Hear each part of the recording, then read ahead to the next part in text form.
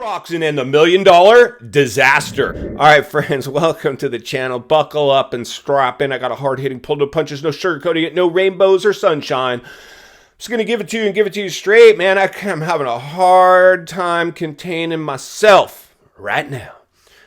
Kenny, listen up, dude. We see what happened here.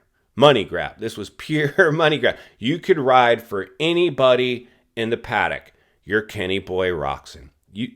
Any team in the paddock would make room for Kenny Boy Roczen. Oh, yeah, we got a bike for Kenny. Come ride the bike, Kenny. Whew. No, I think I'll go ride the worst possible bike that just claimed 2 pro riders and ended their career, and they went on record saying bike malfunction. I'm going to go with that bike. What gets somebody, much less Kenny Roczen, who could ride for anybody they want, to do that? Well, it's obvious. It's money. It's financial gain. And Kenny Boy won the off season. He was the most polarized. It's over, Kenny. It is over. And now it's time to put up or shut up. And you got to kickstart your bike and point it towards Anaheim 1 and go show us that this was a genius move, that this was the best move. Hey, it's possible. I've been a big Kenny advocate and fan since he got let go from Honda. I still don't know the details. I've went on record saying something doesn't pass the smell test over at Honda. But the realities are this, friends.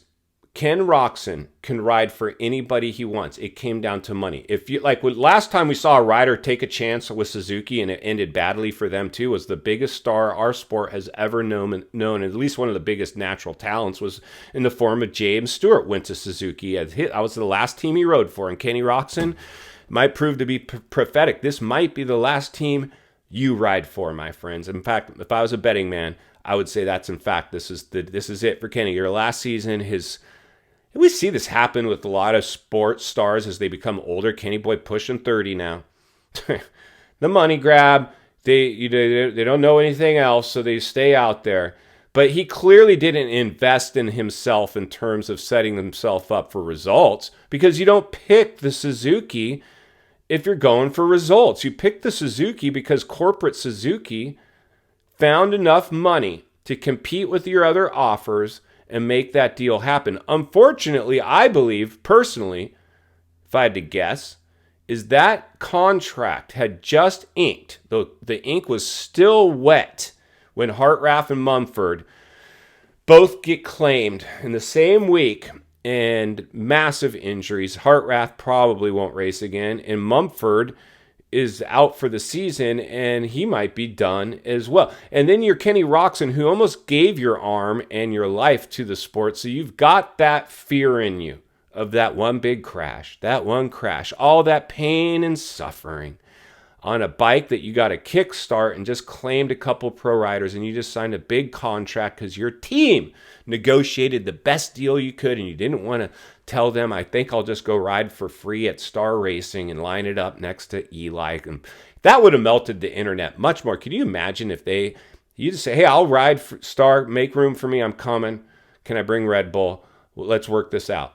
Or actually, I'll can Red Bull. Like if he canned Honda because he wanted to race Paris, he could have canned Red Bull and went and raced the Star Racing bike. If you were that committed to getting results, that's what you do. I'm having as you can tell, I'm having a little bit of an issue right now that you would go with Suzuki on this one. It just shows me purely as an industry guy, this was a pure, unadulterated money grab, and quite possibly could end up being a $1 million mistake. There's problems over there. I don't know what's going to go on. I'm interested to see if he shows up at A1, and if he does, he might need more time. We decided that we're going to start our season in Phoenix because we need a little more testing time, and we're trying to develop some, I don't know if it's electric start or, the motor needs, who knows what's going to happen next. This is insanity to me, though. So, anyway, congratulations, Kenny Boy Roczen. We're all glad that you finally officially, it appears that it's announced you're now with the HEP Suzuki squad, and I don't know who else they have over there. You might have that whole semi truck to yourself, but while everybody's in the fans are in the paddock of the Supercross this season, at A1 watching their riders electric start their bikes over to the stadium floor, we're going to see Kenny Boy over there struggling to get his started. And if he has a tip over on the track with another rider and it's time to get up, get going again, he could be stuck there kicking his bike. This is massive exposure for Suzuki and Kenny Roczen. The only thing I see here is Suzuki saw this as an opportunity to hopefully save the brand. Kenny saw this as an opportunity to get one last payday before he retires.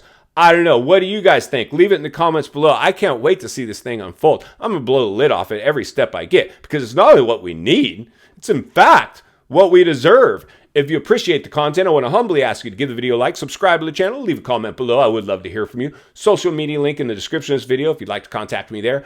And if you enjoyed this video, I know you're going to love the next video on your screen, and there's an easy subscribe icon for your convenience.